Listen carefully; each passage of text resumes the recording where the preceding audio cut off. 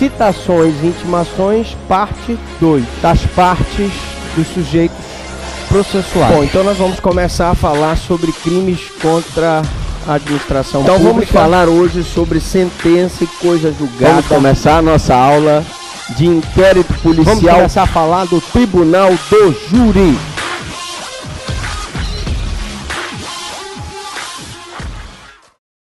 Bom, então vamos lá. Vamos falar sobre jurisdição e competência, parte 3, né? Essa aula, tudo que você queria saber sobre jurisdição e competência e nunca teve coragem de perguntar. Então vamos lá. A pergunta é, nas aulas passadas, a parte 1 e a parte 2, nós falamos sobre os critérios de fixação de competência, colocamos algumas questões como jurisdições especializadas e jurisdições comuns, né? Aquela força atrativa, a separação dos processos entre a justiça da infância e a justiça comum, questões sobre justiça militar. E aqui a pergunta é, quem é que julga os índios?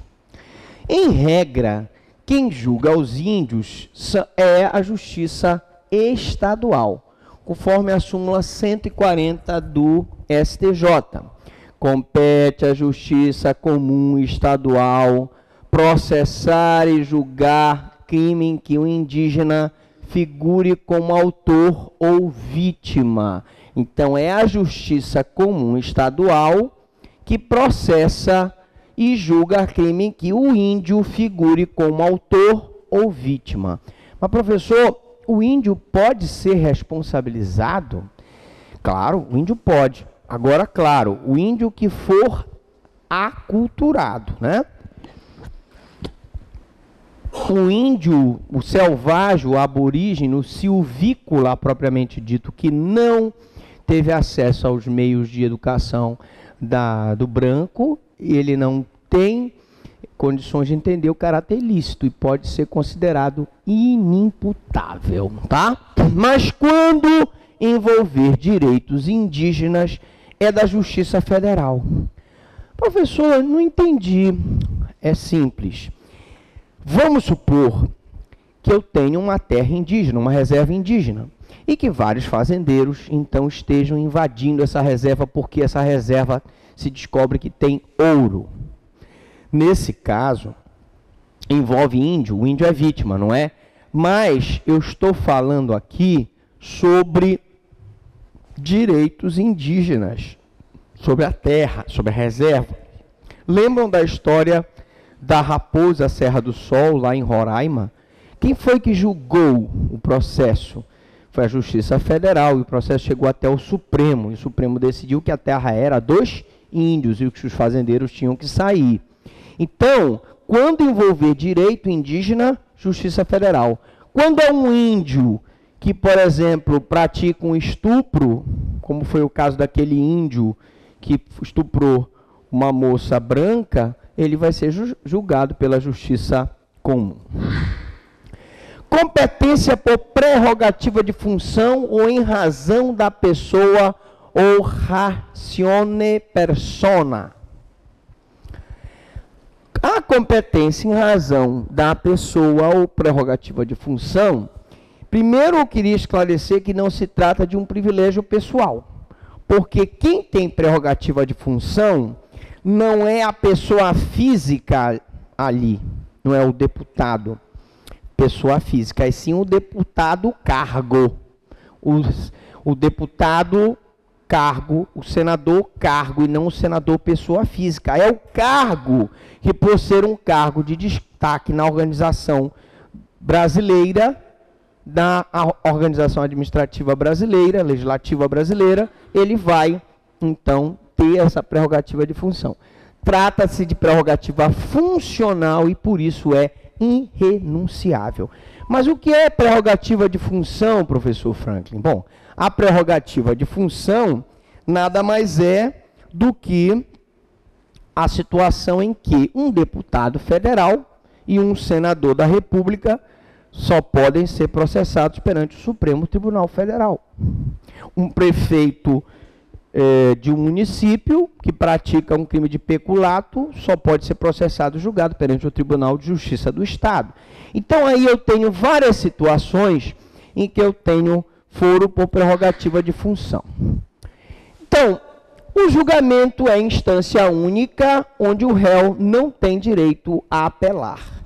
Nós vimos agora recentemente o caso do Mensalão, em que os acusados foram processados originariamente perante o Supremo e eles não tiveram recurso de apelação, porque na nossa organização judiciária brasileira, acima do Supremo não existe.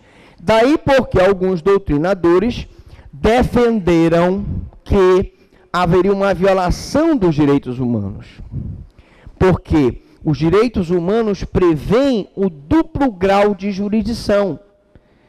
Sendo o cidadão processado numa instância originária como o Supremo, em que não há duplo grau de jurisdição, porque o Supremo já é o topo de linha do Poder Judiciário, alguns doutrinadores defenderam que poderia, da decisão do Supremo, se recorrer à Corte Internacional dos Direitos Humanos.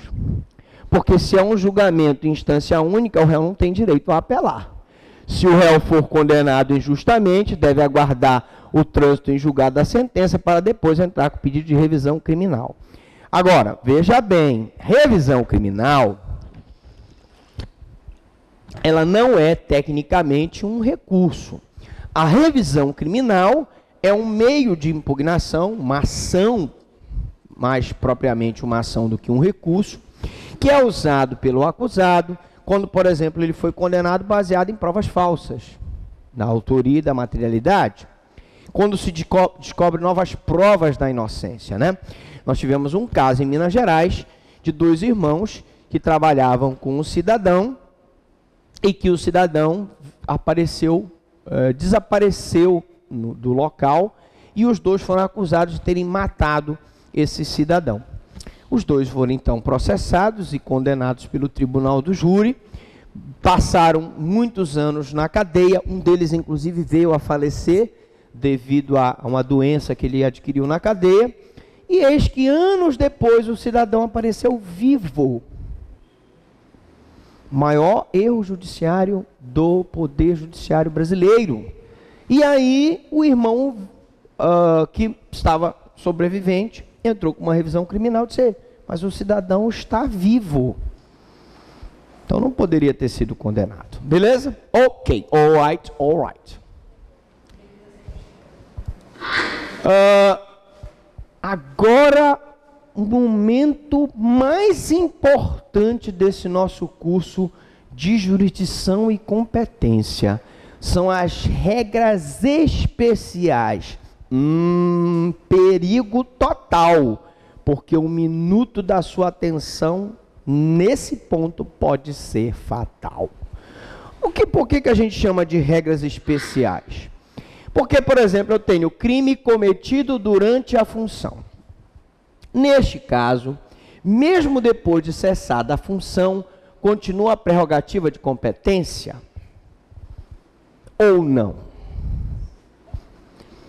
Um prefeito que praticou um crime de peculato durante a sua gestão e que esse crime não foi descoberto. Ele passou 4 anos na prefeitura, ele deixou de ser prefeito, passou a ser um cidadão comum, nem vereador ele conseguiu mais se candidatar e se eleger, nem como deputado ele se candidatou, vamos supor, a deputado e não se elegeu. Ele continua com esse foro por prerrogativa de função? Sim ou não?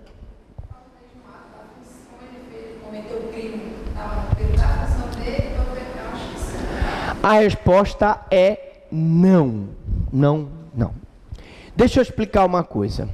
Se a prestação de contas veio posteriormente, ou a investigação foi feita posteriormente, e quando se descobriu o crime de peculato, ele já não estava mais na condição de prefeito, ele perde a potestade, ele perde a prerrogativa de função, e ele vai ser processado e julgado não pelo Tribunal de Justiça do Estado, que seria a prerrogativa de função, mas ele vai ser processado perante o juízo da comarca onde ele desviou aquele recurso público. Beleza? Então, essa regra aqui, crime cometido durante a função, nesse caso mesmo, depois de cessada a função, continua a prerrogativa da competência, ela não é válida nesse caso do prefeito que eu expliquei. Se ele praticou o crime durante a função e deixou de ser prefeito, a partir do momento que ele deixou de ser prefeito, ele perde a prerrogativa de função. Crime cometido antes do início da função. Quando a gente assume a função, altera-se a competência por razão da prerrogativa de função. Mas cessada essa função, o processo volta para a sua origem. Olha só. Aí já é diferente. Imaginemos que um prefeito, antes de assumir a prefeitura, ele sempre foi candidato a vereador, era vereador, um homem muito charmoso, muito elegante, e metido a garanhão, né? Como Pena. O Pena é um rapaz metido a garanhão, um homem garanhão, e ele, numa dessas garanhadas, ele então é acusado de estuprar uma moça. Ora, crime de estupro, processo de julgamento perante a justiça comum. Suponhamos que seja uma cidadezinha do interior. E aí o Ministério Público entra com uma denúncia contra ele por estupro. Enquanto ele não é prefeito, ele responde o processo perante o juiz de direito da comarca onde ele reside. Perfeito? Mas aí ele é eleito prefeito. Vamos supor que se descobriu depois, ele não foi impugnado, porque uma acusação por estupro poderia gerar até uma impugnação da candidatura dele. Muito bem. Principalmente agora, com a lei da ficha limpa, que dispõe que quando há uma decisão do colegiado, ele ficaria, no caso, inelegível, né? Poderia se candidatar. Mas vamos supor que ele conseguiu se candidatar e ganhou a eleição. E logo depois veio a acusação de estupro. Nesse caso, gente, como ele passou a ser prefeito e a ter prerrogativa de função, ele vai responder agora o processo vai para o Tribunal de Justiça do Estado, porque ele é prefeito agora. Mas, professor, é estupro? O estupro, ele vai responder perante o Tribunal de Justiça. Passaram os 4 anos, não terminou o processo de estupro, ele deixou de ser prefeito, o processo volta para a Justiça Comum, porque a prerrogativa de função, ele cessou a função dele, o processo volta para a Justiça de origem, ou seja, a Justiça Comum da comarca. Enquanto ele foi prefeito, o processo tramitou no tribunal, depois que ele deixou de ser prefeito, voltou para a Justiça de primeiro grau. Lembram aquela história que eu contei, que eu fui promotor de justiça em Conceição do Araguaia, e nós tivemos um médico que foi processado por homicídio culposo por ter deixado 70 centímetros de gaze dentro da barriga da senhora. Esse processo, enquanto ele foi prefeito, foi prefeito do município, esse processo ficou no Tribunal de Justiça. Depois de muito tempo que ele deixou de ser prefeito, o processo voltou para a Conceição do Araguaia, porque ele já não tinha mais prerrogativa de função.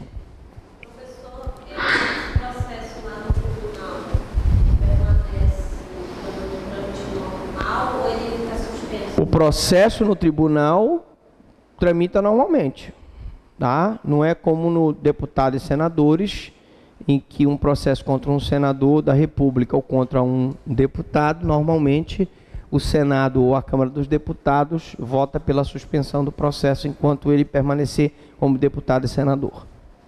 Crime cometido depois da função. Não tem foro por prerrogativa de função. Se ele deixou de ser prefeito e praticou o crime na condição de cidadão comum, ele não tem prerrogativa, não importa o local da infração, a competência é sempre originária.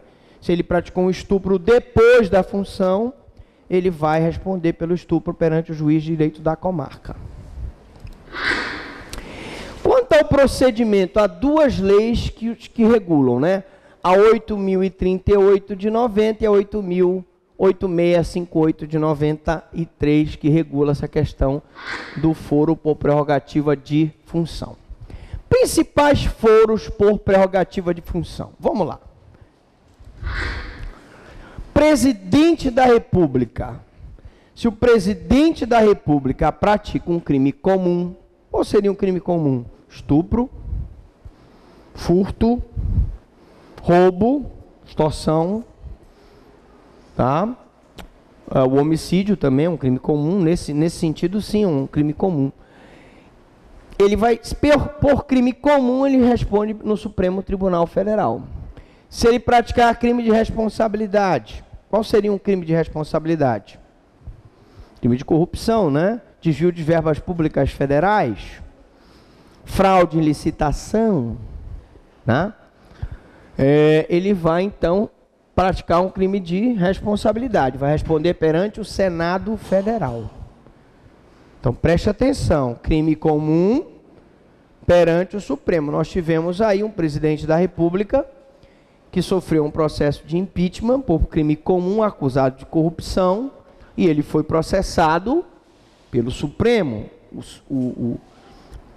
A Câmara dos Deputados funcionou como órgão de acusação e o processo tramitou perante o Supremo.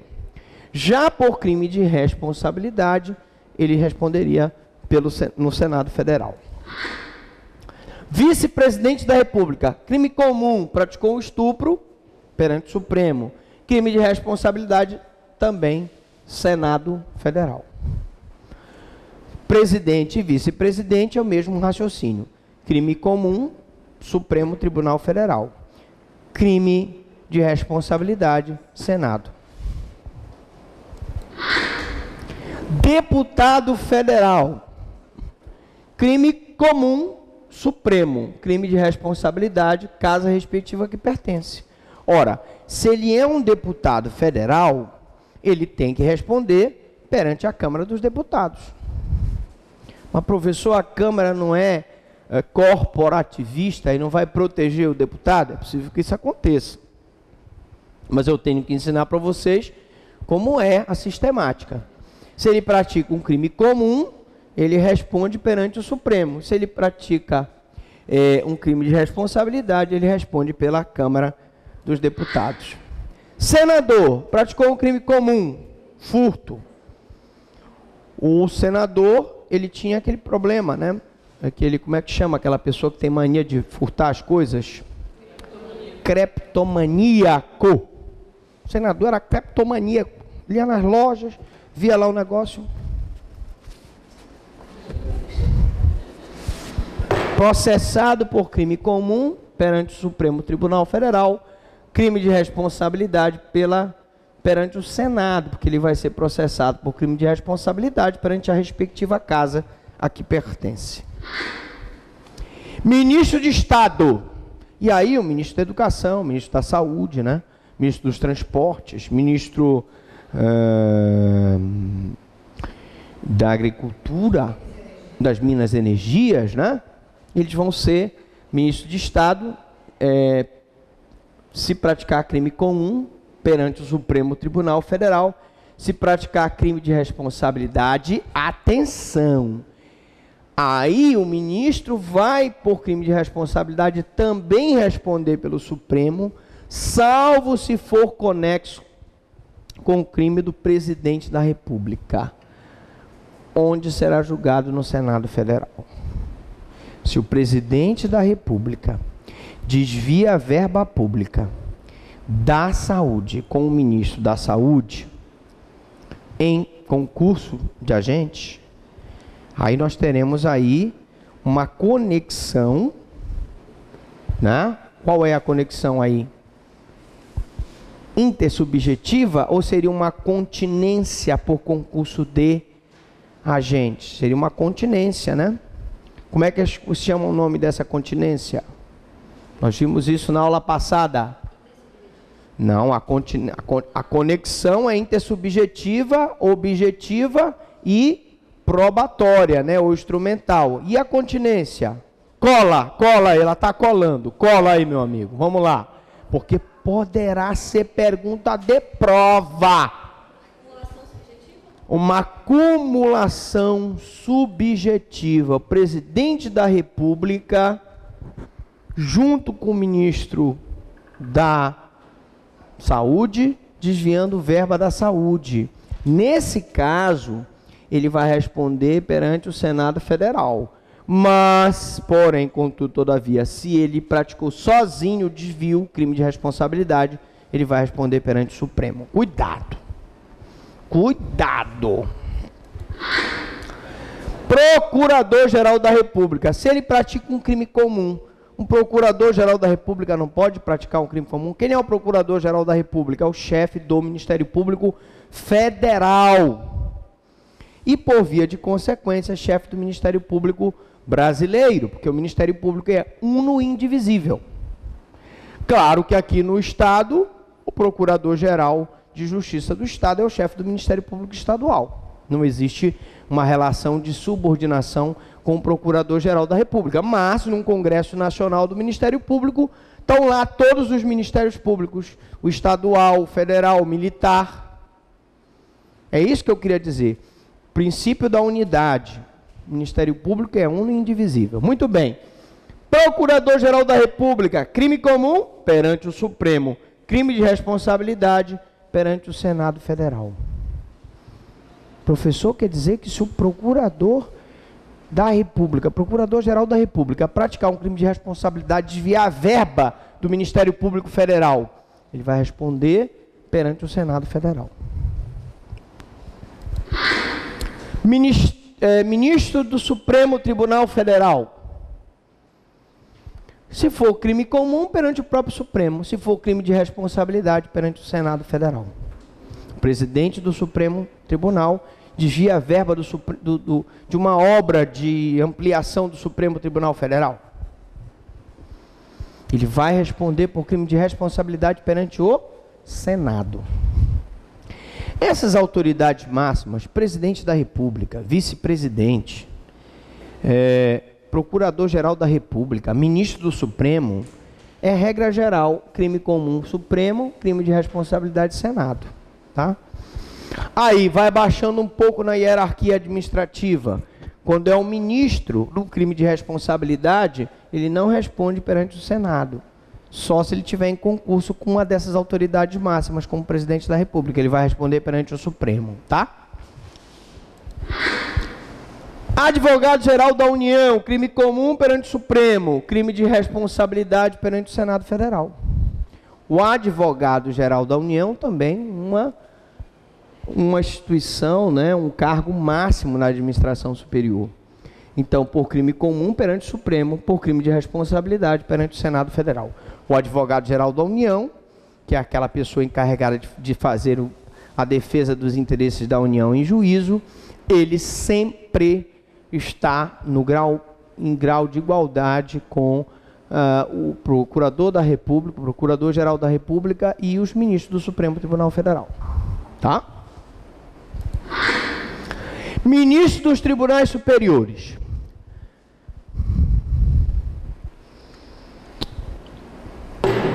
Quais são os tribunais superiores brasileiros?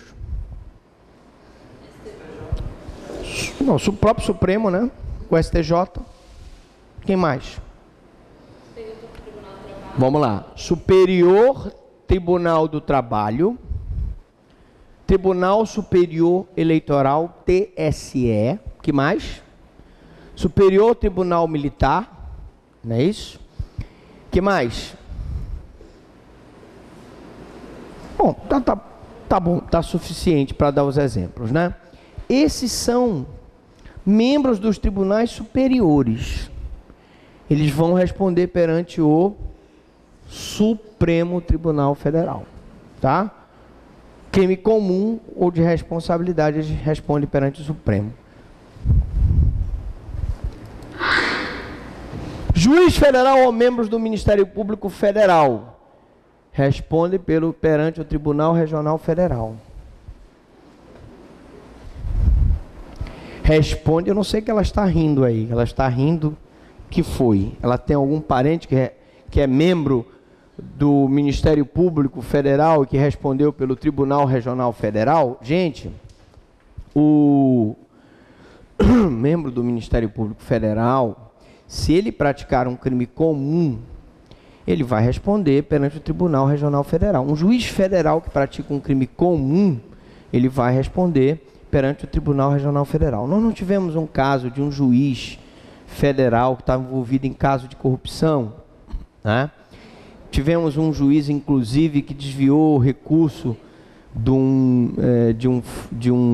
uma reforma de um tribunal lá em São Paulo.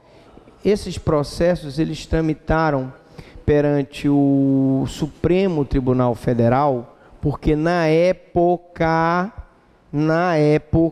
esse juiz estava numa cumulação, como é que você falou ainda há pouco?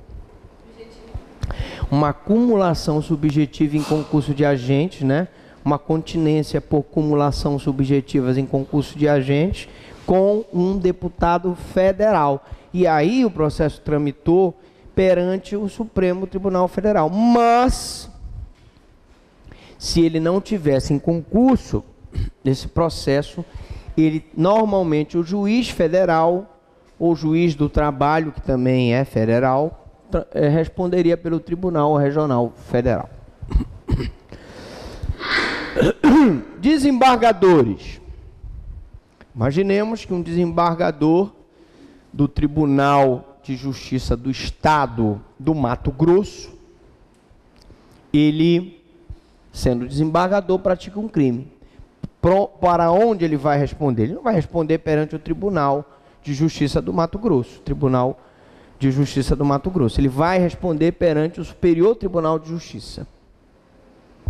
Tá? Superior Tribunal de Justiça. Conselheiro dos Tribunais de Contas do Estado.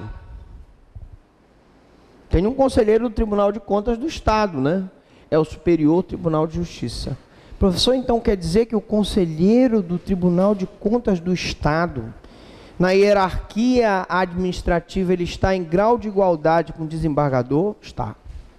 Ele é conselheiro do Tribunal de Contas do Estado. Governador praticou um crime comum, Superior Tribunal de Justiça. Quer dizer que se um governador do Estado praticar um peculato, ele vai responder perante o Superior Tribunal de Justiça. Então, o governador, o desembargador e o conselheiro do Tribunal de Contas do Estado estão no mesmo patamar hierárquico para julgamento? Sim. Agora, cuidado.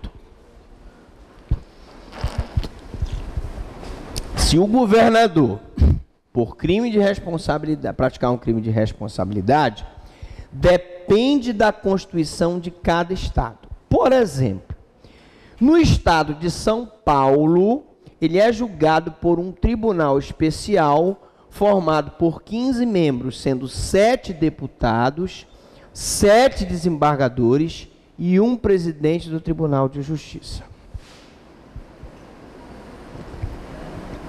Tá? Então, crime de responsabilidade. Cada Constituição do Estado dispõe de forma diferente. Tá? Deputado estadual, secretário de Estado, juiz e promotor, sempre perante o Tribunal de Justiça. Professor Franklin, um promotor de justiça que pratica um crime, responde perante o Tribunal de Justiça. Nós tivemos aquele caso do promotor que foi acusado de ter matado a própria mulher, e eis que ele foi com essa mulher para passar um feriado num determinado local, uma cidadezinha do interior, e lá contratou 2 pessoas, 2 pistoleiros, para matar a própria mulher, e simulou um assalto. Mas para o azar dele, se descobriu que ele tinha arquitetado aquela farsa. Ele foi julgado pelo Tribunal de Justiça do Estado de São Paulo, porque ele era promotor de São Paulo, foi condenado, e uma das coisas que pesou para a condenação dele é que ele mesmo, o advogado de defesa dele, pediu para fazer um exame de DNA no filho que a mulher esperava, e se descobriu que o filho não era dele. provavelmente o motivo do suposto assassinato é que realmente ela já estava com outra pessoa, na verdade. Bom, mas o que eu quero dizer aqui é que se um promotor de justiça, se um juiz, nós tivemos aquele juiz no Maranhão, não foi? Você lembra aquela história? Que o juiz chegou num supermercado, o vigia foi falar alguma coisa com ele puxou da arma e atirou e matou o vigia. Ora, o juiz vai ser julgado perante o Tribunal de Justiça. O juiz, o desembargador não, o STJ. O juiz perante o Tribunal de Justiça. Beleza? Tranquilo, fácil. Prefeitos. Crime de responsabilidade previsto no Decreto-Lei 201/67. Atenção, Decreto-Lei 201/67. Vamos lá falar um pouco do Decreto-Lei. Câmara Municipal. Crime de responsabilidade, Câmara Municipal. Crime contra a União. PRF. Crime contra a União. O prefeito desviou verba do SUS. SUS é verba da União, a parte da União. Ele vai responder pelo Tribunal Regional Federal. Tendência jurisprudencial, já confirmada. Crime eleitoral, vai responder pelo Tribunal Regional Eleitoral. Tendência jurisprudencial. Improbidade administrativa responde pelo juiz singular, perante o juiz singular. Ah, professor, peraí, vamos lá. Quer dizer que se o prefeito praticar um crime de peculato, ele tem foro por prerrogativa de função. Ele vai responder perante o Tribunal de Justiça. Mas se o prefeito praticar um ato de improbidade administrativa consistente em dano erário, enriquecimento ilícito ou violação do princípio da administração pública, ele responde perante o juiz de direito? Sim. O senhor pode dar um exemplo aí? Dou o exemplo, claro. O prefeito faz a contratação de funcionários sem concurso público. Violação do princípio da administração pública. Improbidade administrativa. Vai responder perante o juiz de direito. O prefeito não presta contas para o Tribunal de Contas. No momento oportuno. Improbidade administrativa. Vai responder por quem? Perante improbidade administrativa perante o juiz de direito da comarca. Professor, e se o governador praticar improbidade administrativa? Perigo. Se o governador praticar improbidade administrativa, ele vai responder perante quem?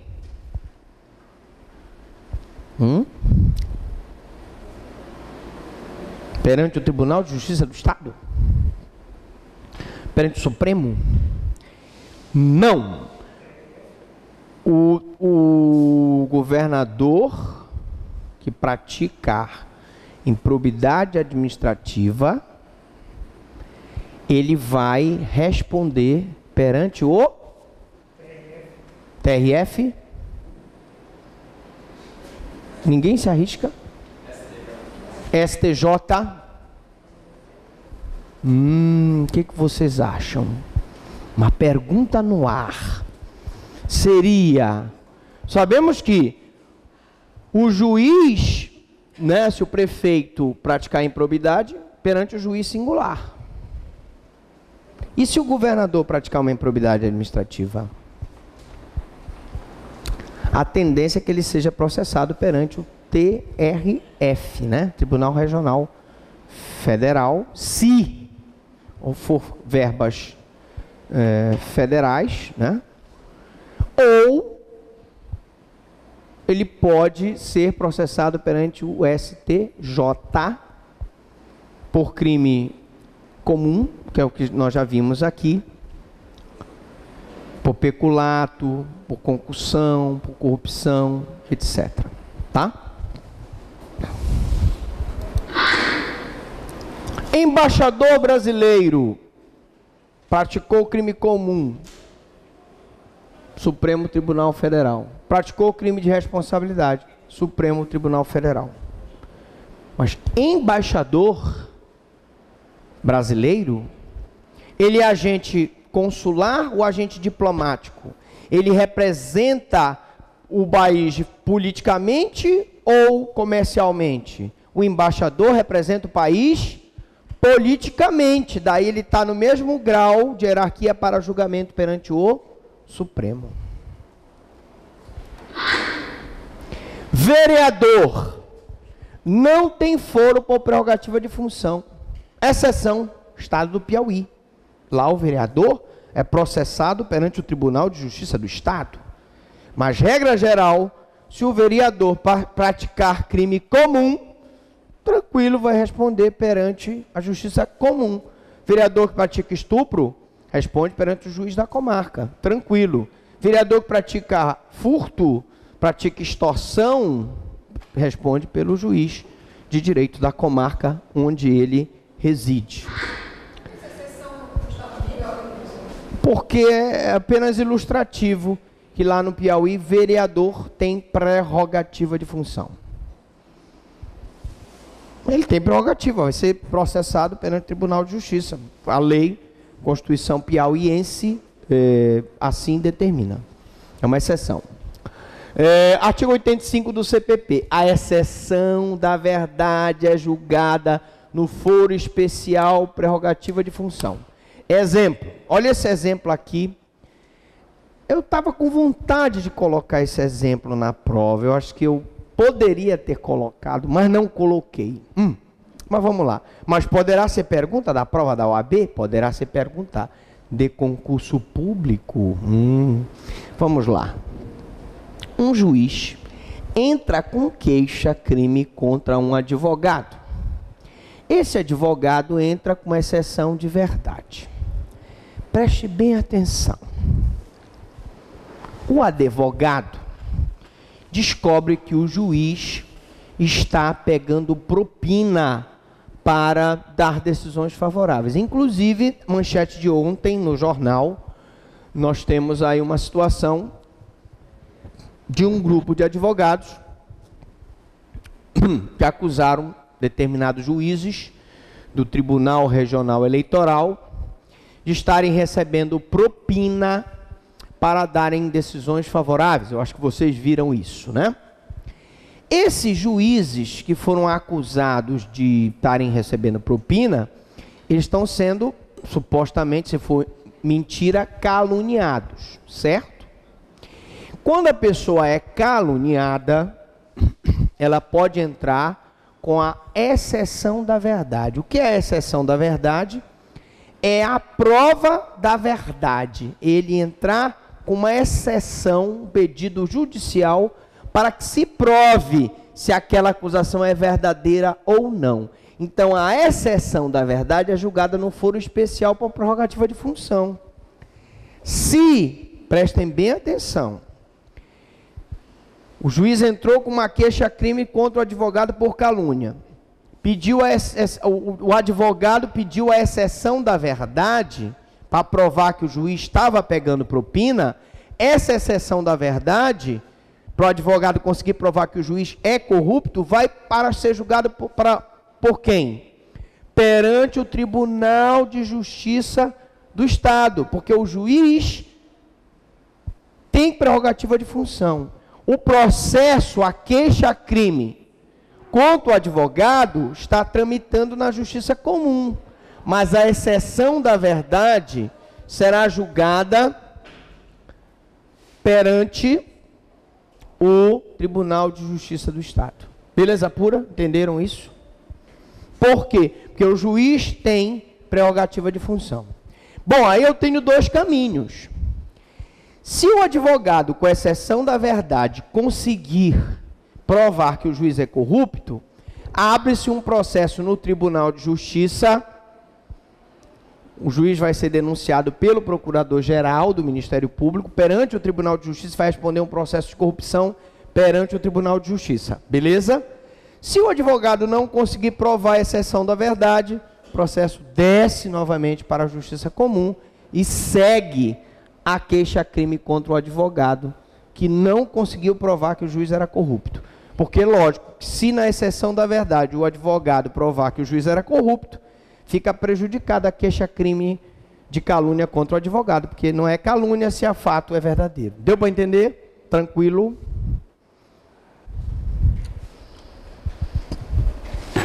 Vamos lá. Neste caso, o tribunal é quem julga exclusivamente a exceção da verdade, devido à prerrogativa de função. Toda instrução é feita no juízo de primeiro grau, ou seja, as provas são colhidas em primeiro grau. O depoimento do advogado é na justiça comum, as testemunhas na justiça comum, tá? O tribunal manda, na verdade, uma carta de ordem para as outras pessoas. Desse julgamento cabem duas hipóteses, né? A primeira hipótese, se o tribunal julgar procedente a exceção da verdade, a consequência é a extinção da queixa. Se o advogado conseguiu provar que o juiz é corrupto, o juiz não pode acusá-lo de calúnia, porque o fato é verdadeiro, a corrupção existiu. Então, queixa extinta. Abre-se um processo contra o juiz por corrupção aonde? No Tribunal de Justiça do Estado. Porque o juiz tem prerrogativa de função. Se o tribunal julgar improcedente a exceção da verdade, baixa-se os autos ao juízo de primeiro grau para que este julgue a queixa. Julgou a exceção da verdade. Não houve corrupção. Então está aqui, seu juiz de primeiro grau pode processar o advogado por calúnia que não houve corrupção do juiz. Aplica-se o artigo 85 no caso de calúnia? É cabível a aplicação do artigo 85 do CPP no caso de difamação? A resposta é uma questão controvertida. O entendimento predominante diz que é cabível. Ou seja, é cabível a exceção da verdade também para a difamação? O entendimento predominante é que sim. E o raciocínio é o mesmo, né? Se a pessoa caluniada tiver prerrogativa de função, a exceção da verdade vai para o nível superior. Outras hipóteses. Crime cometido fora do país, o processo ocorre na capital onde o réu morava, né? Lembra aquela história daquele rio-grandense do sul que matou um paraense lá em Nova York, salvo engano? Depois ele voltou e foi processado na capital onde ele morava. E se esse nunca morou no Brasil, é na capital da República, ou seja, Brasília. Crime praticado fora do Brasil, tá? Na capital onde o réu morava, no Brasil, Rio Grande do Sul, se ele nunca morou na capital federal. Crime cometido a bordo de navio. Foro competente local onde o navio tocar após o cometimento do delito. Lembra dos dois homossexuais que brigaram num avião em Nova York? Um zunhou o outro porque um viu o outro bofe mais bonito. E aí se zunharam. O juiz de Nova York não quis o julgamento. Não, eu não vou querer julgar esses brasileiros aí, não. O local onde o navio tocar após o cometimento do delito. Se o navio for para o estrangeiro, o foro competente será o do local onde por último o navio tocou. Seria Nova York. Mas se o juiz de Nova York não quiser julgar, o julgamento será feito perante o juiz federal brasileiro, porque era um voo internacional. Beleza? Justiça Federal. Crime cometido a bordo de um avião. Foro competente local onde o avião pousar após a infração penal. Saiu aqui de São Paulo, pousou no Rio. O crime aconteceu aqui em cima. Onde ele pousar, foro competente local onde o avião pousar. Se o avião for para o estrangeiro, o foro competente será o do local onde o avião decolou do voo. Se o avião decolou de Guarulhos e os dois casais homoafetivos se zunharam lá em Nova York, os dois sendo brasileiros, quando eles voltarem, eles vão ser processados na comarca de Guarulhos, São Paulo. E acabou. Jurisdição e competência. Mais uma vez eu pergunto, alguma dúvida, alguma pergunta, falem agora ou tchau, tchau.